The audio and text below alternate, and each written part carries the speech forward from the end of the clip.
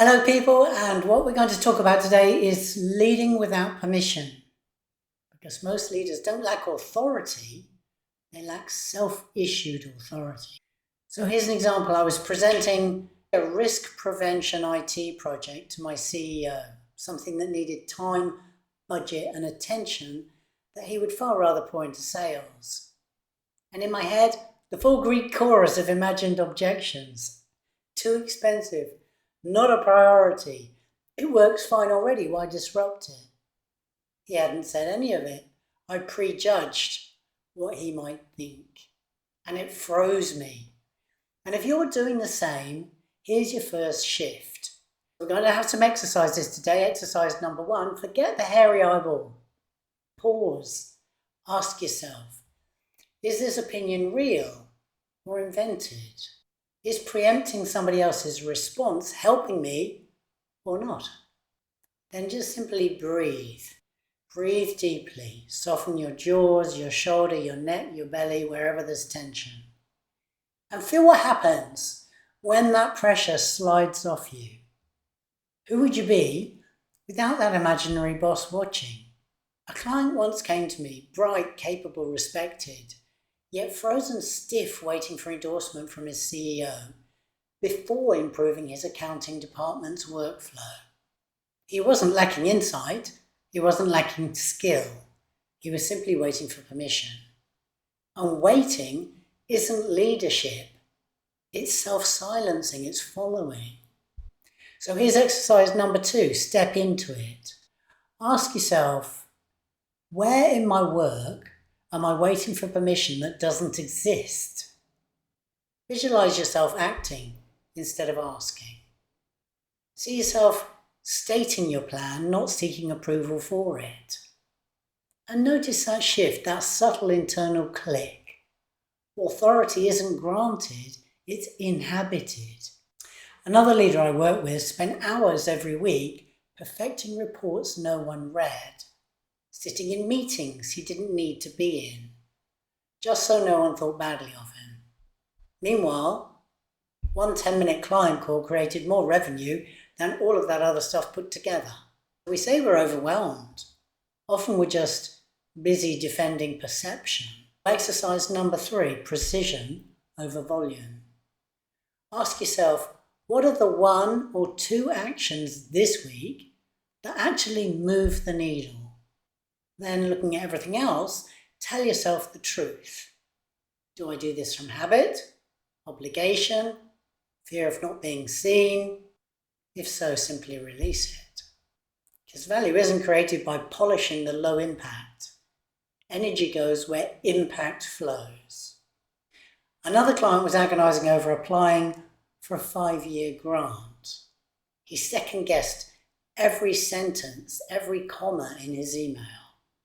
We sat down and reflected on his expertise, credibility, reputation. He realized, wait, I am the best person for this. And the moment he owned that, he clicked send. And in that click was relief, confidence, and power. So exercise number 4, internal approval first. You can say to yourself directly, I have my own back. I approve of my actions. It can be really helpful when you're doing this to list out your own strengths, achievements, evidence of capability and experience. Show yourself who you already are. I recommend doing this in writing because it's more impactful than just thinking it in your head. And then when you trust yourself, you move. Self-trust beats external validation every single time. Another client refused to make a presentation until his deck was perfect, polished like a museum piece. And I challenged him to share his B- version for review with a colleague. And it worked. He realized he didn't need to win the conversation, he needed to lead the conversation. Perfection isn't excellence. It's a common misperception. Perfection is in fact just delay when something's already probably good enough to go. So exercise number 5, the B- move. Ask yourself, what's one imperfect action I can take today on a task I've been putting off probably, and take that action. And when you take it, do you feel the shift? Do you feel this movement from paralysis to momentum? Just check in on yourself. Because your B minus is often somebody else's A++. There may be a little difference. One physician client was working 4 roles in a hospital, evenings, weekends, no time for family, sleep, or breathing even. He believed saying no was career suicide. But when he focused on impact, patient care, mentoring juniors, leading his own team, he saw the truth. Opinion couldn't hold him hostage when outcome mattered more. He immediately dropped 1 role, breathing resumed. So exercise number 6, measure what matters most.